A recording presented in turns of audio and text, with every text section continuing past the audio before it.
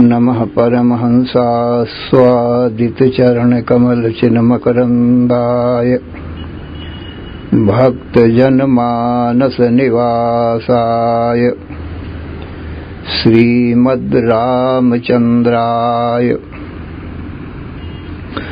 वागीशायस्य वदने लक्ष्मीर्यस्य च वक्षसि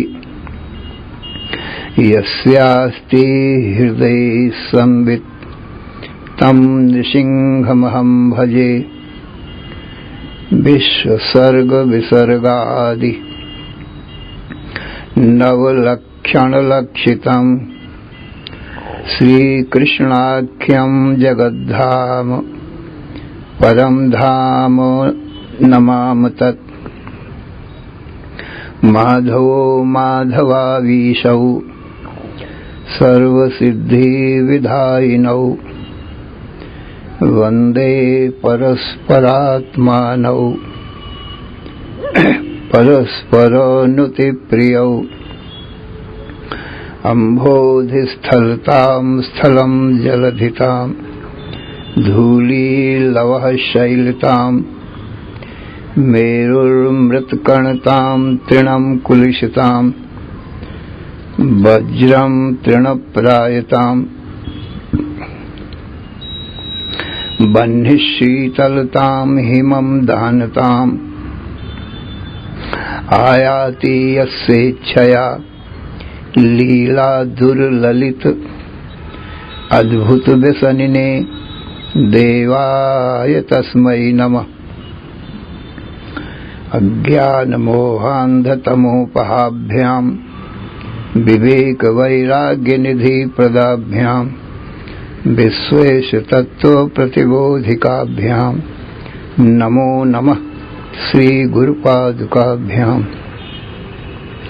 ऐङ्कार ह्रीङ्कार रहस्ययुक्त श्रीङ्कार गूढार्थमहाविभूत्या ओंकार मर्म प्रतिबोधिकाभ्यां नमो नमः श्रीगुरुपादुकाभ्याम्। आनन्दमानन्दकरं प्रसन्नं ज्ञानस्वरूपं निजबोधयुक्तं योगीन्द्रमीशं भवरोगवैद्यं श्रीमद्गुरुं नित्यमहं नमामि। नमोऽस्तु रामाय सलक्ष्मणाय देव्यै च तस्यै जनकात्मजायै।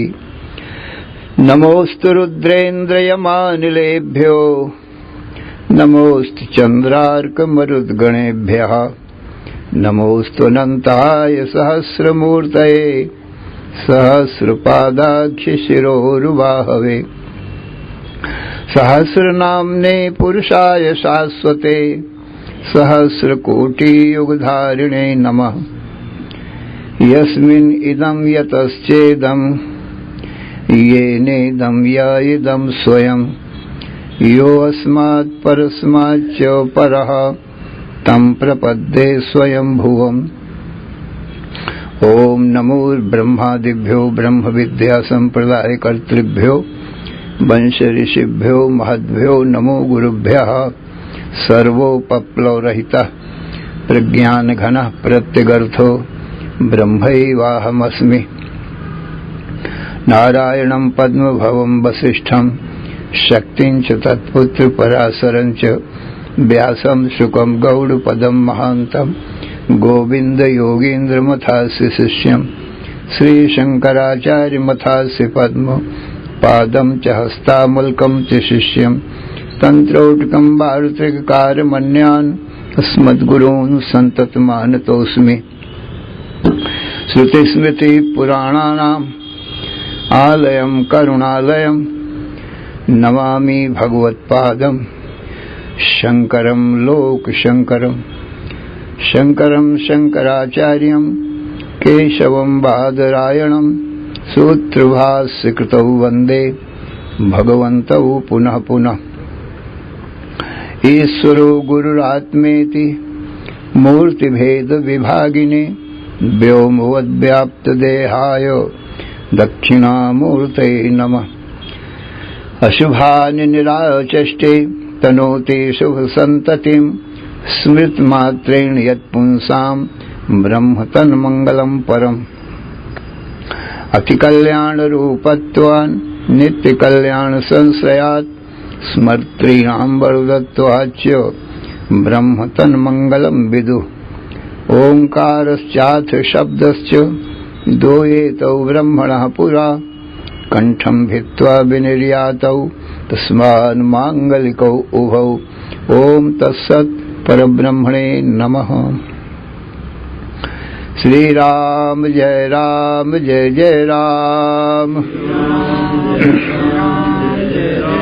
श्री राम जय जय राम। श्री राम जय जय राम। श्री राम जय जय राम।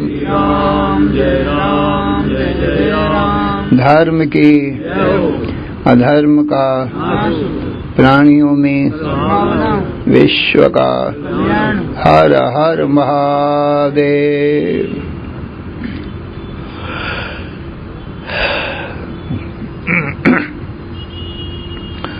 असरण शरण अकारण करुण करुणा वर्णालय। कर्तुम अकर्तुम अन्यथा कर्तुम समर्थ नित्य शुद्ध बुद्ध मुक्त स्वरूप अनंत कोटि ब्रह्मांड नायक परात्पर पूर्णतम पुरुषोत्तम परब्रह्म सच्चिदानंद घन सर्वज्ञ सर्वशक्तिमान सर्वाधार सर्वाधिष्ठान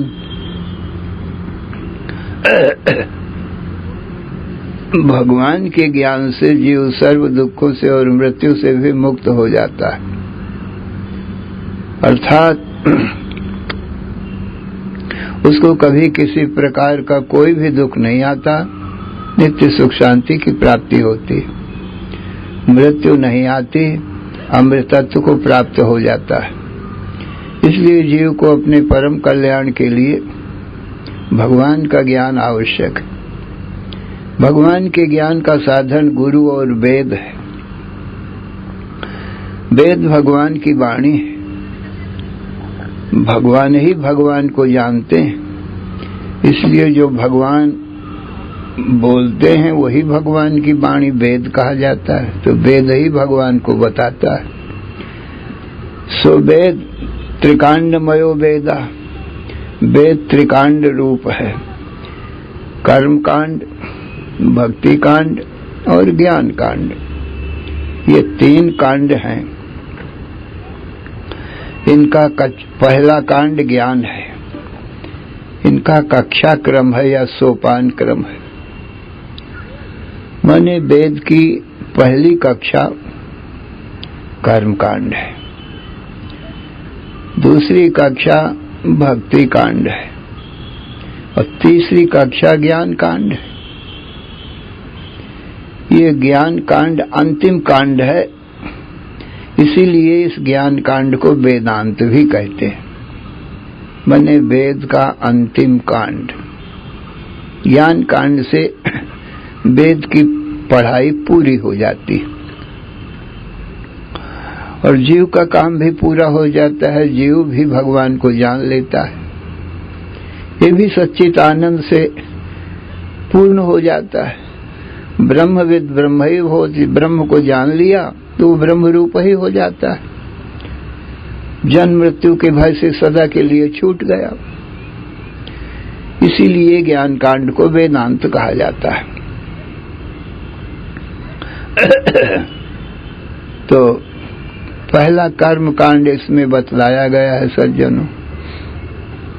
कर्म कांड में बताया है सत्यम वद धर्मम चर स्वाध्यायान मा प्रमदा देव पितृ कार्याभ्याम न प्रमदितव्यम मातृदेवो भव, पितृदेवो भव, आचार्य देवो भव, अतिथि देवो भव। यही पहले कांड में कर्म कांड की बात आती। मातृदेवो भव, माता देवता है, माता की सेवा पूजा देवता के समान करनी चाहिए। माता के आशीर्वाद से पुत्र को आयु मिलती है, सुख शांति मिलती है। इसलिए माता को सबसे पहले मातृदेवो भव कहा जाए। और पुत्र के पालन पोषण में माता ही अधिक दुख उठाती, पिता तो एक निमित्त मात्र होता है। उदर में धारण करना, उसका भी उदर के भीतर पालन पोषण करना, फिर प्रसव का दुख सहना, उसको दूध पिलाना, उसको गोद में खिलाना, पूरा पूरा प्यार देना, स्नेह देना, ये माता ही करती है। इसलिए पुत्र माता को जितना प्यारा होता है उतना पिता को प्यारा नहीं होता है, क्योंकि माता के पालन पोषण में, पुत्र के पालन पोषण में माता ने जितना दुख उठाया है उतना पिता ने नहीं उठाया। और सज्जनों, हमको आपको सभी संसार को जन्म दे करके माता ने ही पाल पोस के हमको इतना बड़ा किया है। इसलिए माता का दर्जा पिता से बड़ा बताया गया। पितुर 10 गुणा माता गौरवेण अतिरिच्यते। पिता से माता का दर्जा 10 गुना बड़ा है। इसलिए माता की सेवा पूजा सज्जनों अवश्य करना चाहिए। उसके बाद पितृदेवो भव आता है। पिता देवता है, पिता की सेवा भी देवता के समान ही करना चाहिए। पिता की सेवा से पुत्र सदा सुखी रहता है। माता पिता को जो आशीर्वाद निकलता है वो हृदय से, आत्मा से निकलता है, क्योंकि वो माता पिता के ही अंश हैं, अपने ही हृदय के कलेजे के टुकड़े हैं। इसलिए माता पिता का पुत्र पर सबसे ज्यादा प्यार होता है। माता पिता पुत्र को जब भी आशीर्वाद देंगे तो यही देंगे, आयुष्मान हो, यशस्वी हो, सुखी और शांत हो। अभिवादनशील से नित्यम वृद्धोपसेविना चत्वारि तस्य वर्धन्ते आयुर विद्या यशो बलम। जो अपने माता पिता का और बड़ों को जो प्रणाम करता है उसको 4 चीजें मिलती हैं, आयु, विद्या, यश और बल। ये माता पिता और गुरुजनों को आशीर्वाद मिलता है। इसलिए वेद में पहले यही बताया गया है कर्म कांड में, जो कोई संसार में जन्म होगा उसका तो कोई माता पिता अवश्य ही होगा।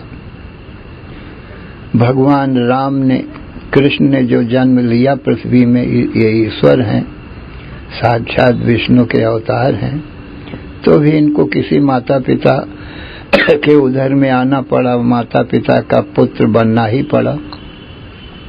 तो ये स्वयं पुत्र का कर्तव्य, माता पिता का कर्तव्य, ये स्वयं बताते हैं, शिक्षा देते हैं कि पुत्र का क्या कर्तव्य है अपने माता पिता के प्रति। मर्त्यावतारस्तु हि मर्त्य शिक्षणम रक्षो बधायैव न केवलम विभो कुतोन्यथा स्याद रमतः स्वात्मनः सीता कृतानि व्यसनानि ईश्वरस्य। कहते हैं भगवान का जो मनुष्य अवतार हुआ है उसका मुख्य प्रयोजन मनुष्यों को शिक्षा देना ही। रक्षो बधाए न केवलम, केवल राक्षसों के वध के लिए ही उनका अवतार नहीं हुआ। क्योंकि ईश्वर तो सारे संसार को अपने संकल्प मात्र से उत्पन्न करता है। इच्छा मात्र से तदैक्षत बहुश्याम प्रजाए। ईश्वर इच्छा करता है बहुत हो जाऊं तो सारा संसार बन जाता है। उसी की इच्छा से पालन होता है, उसी की इच्छा से सारे विश्व का संहार होता है। एक राक्षस ही क्या, वो संकल्प मात्र से सबका संहार कर सकते हैं। परंतु मनुष्य अवतार का उनका मुख्य प्रयोजन सज्जनों मनुष्यों को शिक्षा देना ही।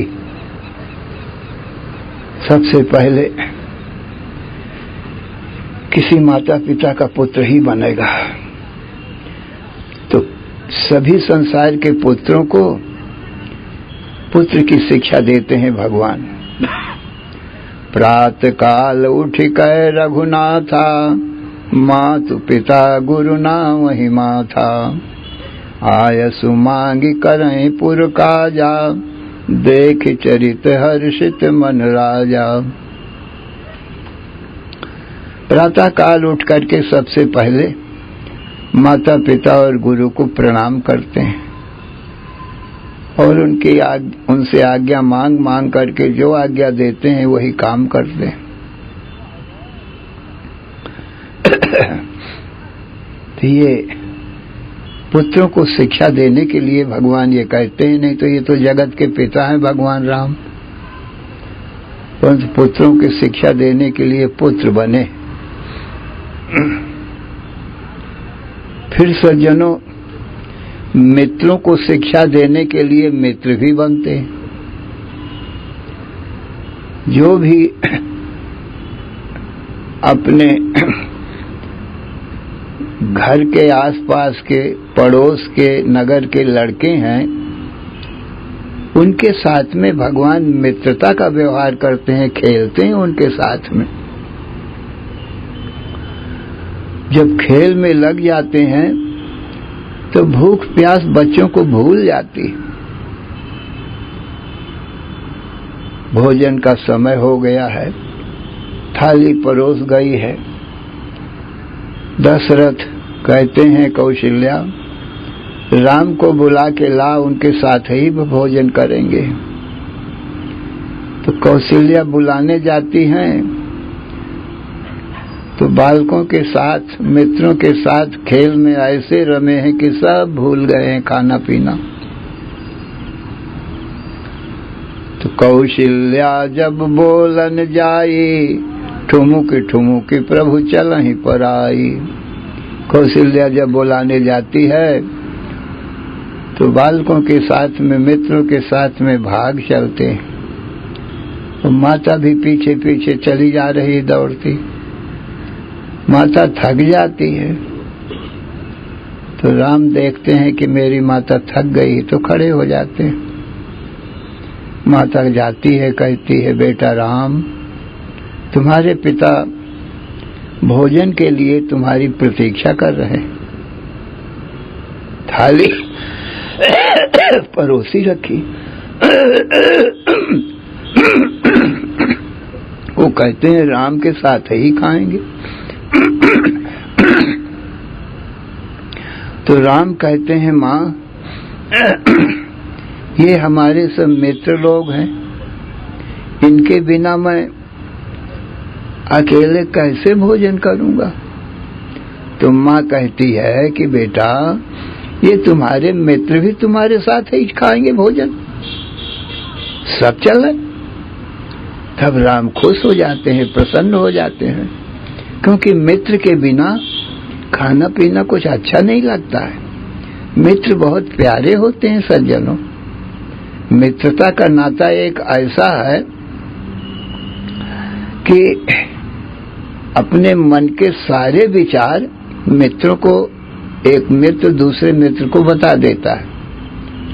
औरों को अपने मन के अच्छे बुरे विचार माता को पिता को नहीं बता सकता, भाई बहन को नहीं बता सकता, परंतु मित्रों का हृदय ऐसा एक दूसरे को बता देता है, बिल्कुल खुला रहता है।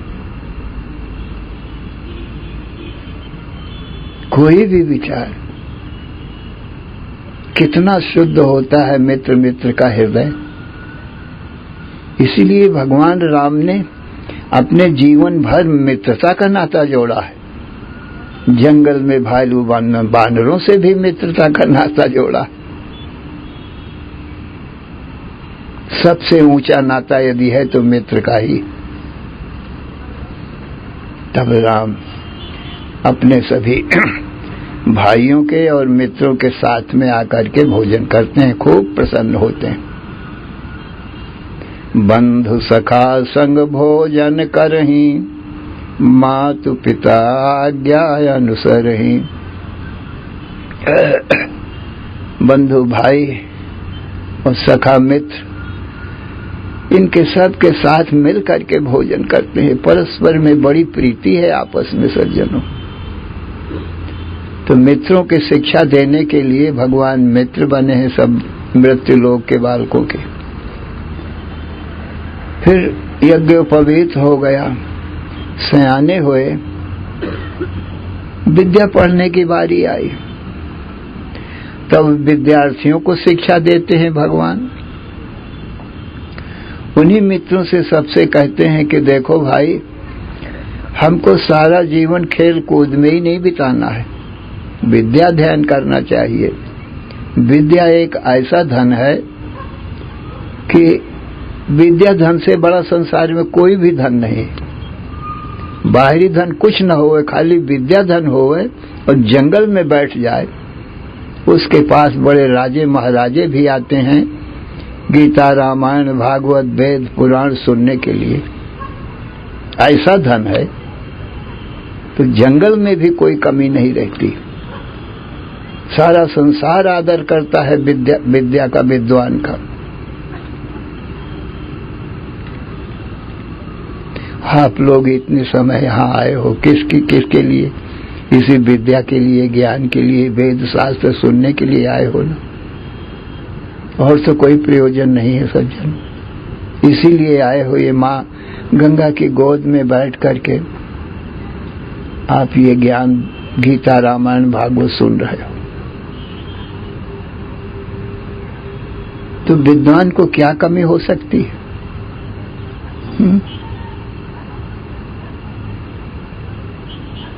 इसलिए विद्या धन के समान संसार में कोई धन ही नहीं है। सबसे बड़ा धन विद्या है, और विद्या के दान के समान संसार में कोई दान भी नहीं है। सर्वेषामेव दानानां ब्रह्म दानम विशिष्यते। सब दानों में ब्रह्म दान माने विद्या दान, ज्ञान दान सबसे श्रेष्ठ है। इससे बड़ा कोई दान नहीं सज्जन। और दान धन दौलत नाश हो जाते हैं सज्जनों, और चोर बदमाश भी चुरा सकते हैं, परंतु विद्या को सज्जनों कौन चुराएगा? और धन नाश हो जाएंगे पर विद्या धन तो नाश नहीं होगा सज्जनों। और धन तो खर्चा करने से घट भी सकते हैं, परंतु विद्या दान तो ऐसा है, ज्यों ज्यों विद्या दान देता है ना, विद्या और उसकी बढ़ती चली जाती है। कितनी विशेषता है, घटती नहीं बढ़ती है। गोदुग्धम वाटिका पुष्कम, गोदुग्धम वाटिका पुष्पम, विद्या कूपोदकम धनम, दानाद वर्धते नित्यम, अदानाच विनश्यति।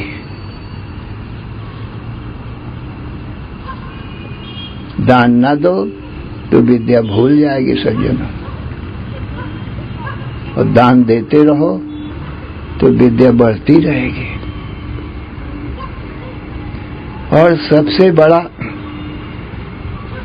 विनम्रता का धन है सज्जनों।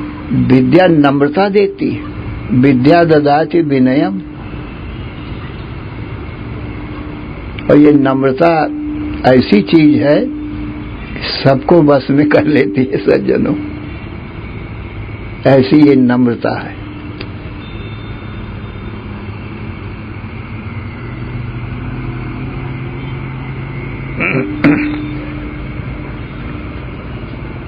तो सज्जनों, भगवान राम विद्यार्थियों को, बालकों को यही शिक्षा देते हैं कि चलो भाई गुरु के आश्रम में विद्या पढ़ें, और मित्र हैं तो मित्रों में सज्जनों कोई बड़ा छोटा नहीं होता है। तो गुरु के स्थान में जाते हैं, मित्र भाव से सब रहते हैं, चाहे राजा हो चाहे रंक हो। गुरु के स्थान में विद्या अध्ययन में सब मित्र हैं और सब बराबर का व्यवहार होता है सज्जनों। ये शिक्षा देते और विद्या पढ़ने के बाद सज्जनों फिर शादी विवाह की बात आती है। विद्या में तो देखो भगवान तो चारों वेद जाकी सहज श्वास सुत चारी, सो प्रभु पढ़े ये अचरज भारी। गोस्वामी तुलसीदास जी कहते हैं चारों वेद जाकी सहज श्वास है, वो प्रभु गुरु के यहाँ पढ़ने जाते हैं, वेद पढ़ने जाते हैं। ये बड़ी आश्चर्य की बात। सहज श्वास का मतलब ये होता है इच्छा ज्ञान प्रयत्न। हर काम के लिए 3 चीजें जरूर चाहिए।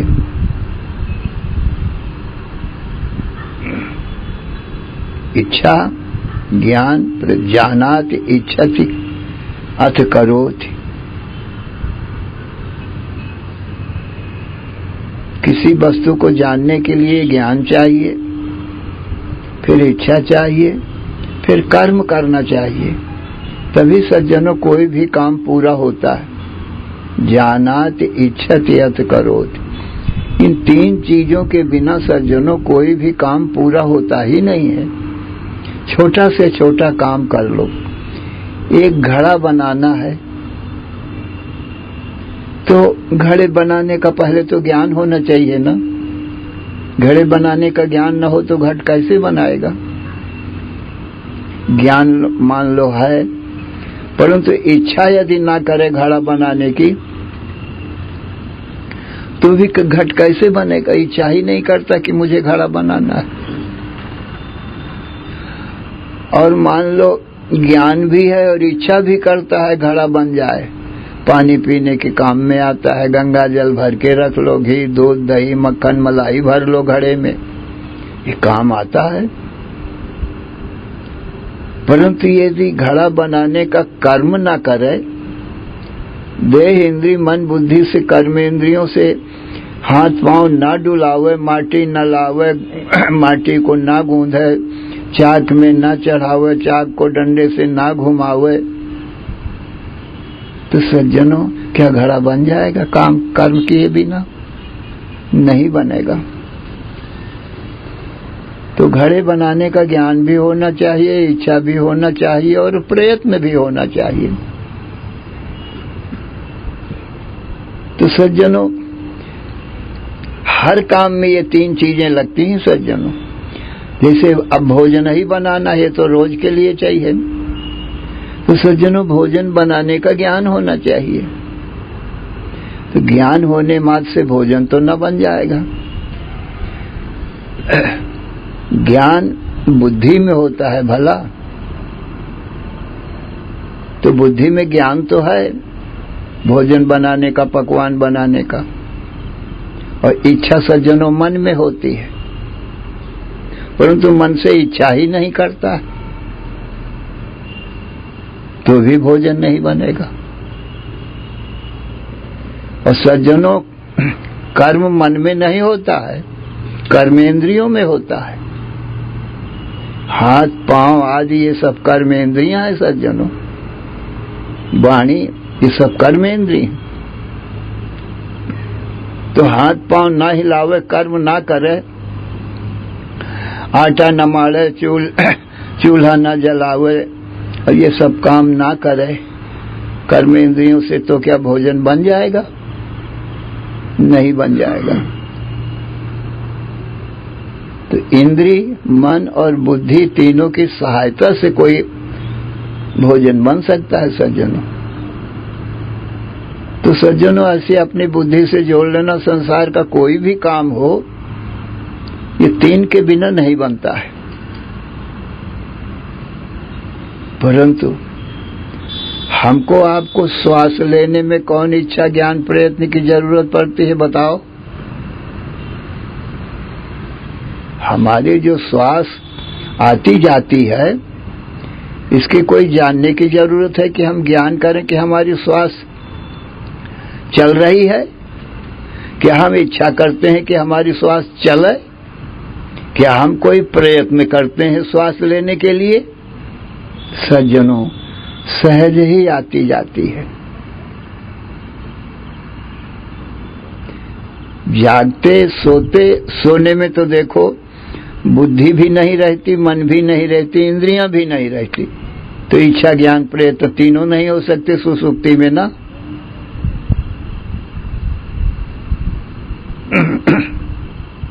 इसलिए कोई काम भी नहीं हो सकता। तो इच्छा ज्ञान प्रयत्न के बिना कोई काम होता नहीं सज्जनों। परंतु श्वास लेने में न हमको ज्ञान की श्वास तो सोने में भी चल रहा है जब इंद्रिय मन बुद्धि कोई नहीं है। इसको कहते हैं सहज श्वास, सहज ही चलती रहती है अपने आप ही, इच्छा ज्ञान प्रयत्न के बिना। वही कहते हैं जाकी सहज श्वास श्रुतिचारी, भगवान की सहज श्वास ही चारों वेद हैं, स्वभाव से ही प्रकट हो गए। उसको भला विद्या पढ़ने की जरूरत है कुछ गुरु के यहाँ? गुरु नाम गुरु, अरे वो तो गुरुओं के भी गुरु है, ईश्वर है ना, सर्वज्ञ सर्वशक्तिमान है, गुरुओं के भी गुरु हैं। उनको गुरु बनाने की क्या जरूरत? वेद सहज ही उनसे प्रकट होते हैं चारों वेद, फिर वेद पढ़ने की क्या जरूरत है? जाकी सहज श्वास श्रुतिचारी सो प्रभु पढ़े ये अचरज भारी। ये बड़ा आश्चर्य हो रहा है। तो कहते हैं आश्चर्य की बात नहीं है सज्जनों। जो तुम कहु करहु सब साचा, जस काछिए तस चाहिए नाचा। भगवान जो कहते हैं वेदों में उसको करके दिखाते हैं, तभी न शिक्षा होगी। लोक शिक्षा, लोगों को शिक्षा तो तब मिलेगी, वेद में तो खाली कहा है ना कर्म करना चाहिए, भक्ति करनी चाहिए, ज्ञान सीखना चाहिए गुरु से, तो वेदों में तो खाली कहा है ना। अब करके बताने के लिए मनुष्य अवतार धारण किए। वही कहते हैं जो तुम कहु करहु सब साचा, जो वेदों में आपने कहा है उसको करके दिखला रहे हो। अब जस काछिए तस चाहिए नाचा, जैसा कछनी काछे माने बेस बनावे वैसा ही नृत्य करना चाहिए। तो मनुष्य का बेस बनाया है सज्जनों, तो मनुष्यों को शिक्षा देने के लिए मनुष्य का कर्म भी करना चाहिए। तो लोग शिक्षा के लिए भगवान ये सब काम कर रहे हैं, क्योंकि स्वयं करे तो शिक्षा नहीं दी जा सकती। जैसे कोई संगीत का ज्ञान सीखना चाहता है तो संगीत के गुरु के पास जाना पड़ेगा उसको। नृत्य, वाद्य और गीत तीनों को मिला देने से संगीत होता है। तो संगीताचार्य के पास में कोई गया संगीत सीखने के लिए, तो कहो सज्जनों पहले नृत्य गुरु करेगा कि पहले शिष्य करेगा? बताओ। पहले तो गुरु को करके बताना पड़ेगा ना कि कैसे हाथ करो, कैसे गर्दन करो, कैसे पैर टेढ़े करो। तब तो उनको गुरु को देख करके न शिष्य करेगा। हाथ, पांव, गर्दन, नेत्र जैसा गुरु को देखेगा वैसा वो भी करेगा।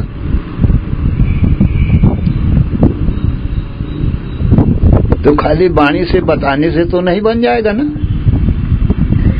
करके बताना पड़ेगा। इसी प्रकार से बाजा बजाना है तो पहले गुरु बजाएगा ना, हाथ से ढोलक बजावे, मृदंग बजावे, मजीरा बजावे, चाहे बीणा बजावे, चाहे हारमोनियम बजावे, तो पहले उसको गुरु को बजाना पड़ेगा। गुरु को देख देख करके शिष्य भी बजाएगा। इसी प्रकार से गीत पहले गुरु को गाना पड़ेगा, उसके बाद में सुन सुन करके उदात अंदात स्वरित, ऊंचा नीचा और मध्य स्वर से गुरु जब आरोह और अवरोह, आरोह माने ऊपर आरोहण करना, चढ़ना स्वरों का, और अवरोह नीचे उतरना। तो जब गुरु कहेगा सारे गामा पाधा निशा का उदात अंदाज स्वरित के अनुसार, उसी को सुन सुन के कान से शिष्य भी करेगा। तो आंख से देखेगा, कान से सुनेगा, वैसे ही नृत्य करने में आंखों से देखेगा, और वाद्य बजाने से हाथों को देखेगा गुरु कैसे हाथ चलाता है, गाने में कान से सुनेगा। तीनों का उपयोग करेगा ना, देख देख करके। बिना देखे, इसीलिए भगवान का तुलसीदास जी लिखते हैं, जो तुम कहो करहु सब साचा, जस काछिए तस चाहिए नाचा। जो कुछ आप वेदों में कहते हो, कहे हो, वो सब सत्य करके दिखा रहे हो, माने करके बता रहे हो, तभी तो लोक शिक्षा मिलेगी लोगों को। धर्म का पालन करते हो, मित्रता का व्यवहार करते हो, माता पिता की सेवा करते हो, तो सब देखते हैं ना, तो दूसरे लोग भी देख देख करके करते हैं। बिना बताए तो सज्जनों नहीं कर सकते ना। जब रावण को जीत करके राम अयोध्या आए तो गुरु को प्रणाम किया और सखाओं को बुलाया, कहा ये वशिष्ठ जी हमारे गुरु हैं, इनको प्रणाम करो। गुरु वशिष्ठ कुल पूज्य हमारे, इनकी कृपा धनुज रण मारे। हमने अपने बल पर नहीं जीता है इन राक्षसों को, रावण आजकों को। सब मित्रों को बताते हैं, भालू बानरों को मित्र बनाया। तो अरे बोले गुरु की कृपा से हमने जीता है, इनका आशीर्वाद रहा है तब हम जीते। तो अपना और अपने मित्रों का अभिमान तोड़ रहे हैं कि हमारे तुम्हारे उसमें बल नहीं था, ये तो आशीर्वाद गुरु का था, इसलिए हमने जीत गए।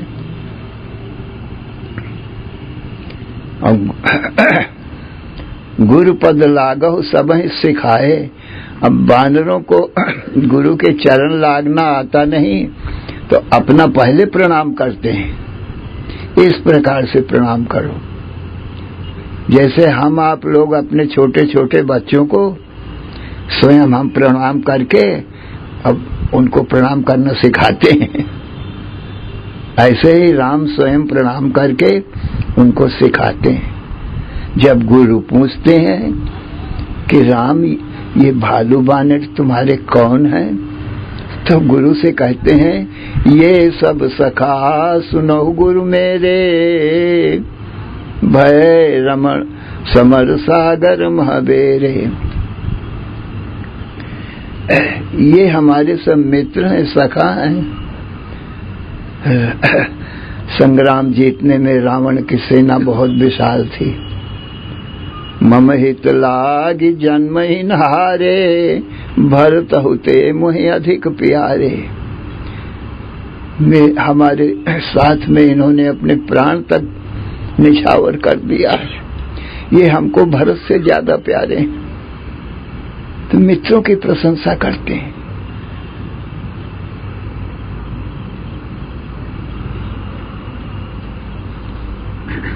इसलिए हमको बहुत प्यारे हैं गुरुदेव। प्राणों तक के माने मित्र को कैसी रहना चाहिए, एक दूसरे के प्राण निछावर करने को तैयार रहना चाहिए मित्र को। इस प्रकार से सज्जनों, भगवान मनुष्य का अवतार लेकर के मनुष्यों को शिक्षा दे रहे हैं। उनसे शिक्षा लेनी चाहिए। श्री राम जय जय राम, श्री राम जय जय राम, श्री राम जय जय राम। धर्म की अधर्म का, प्राणियों में विश्व का, हर हर महादेव।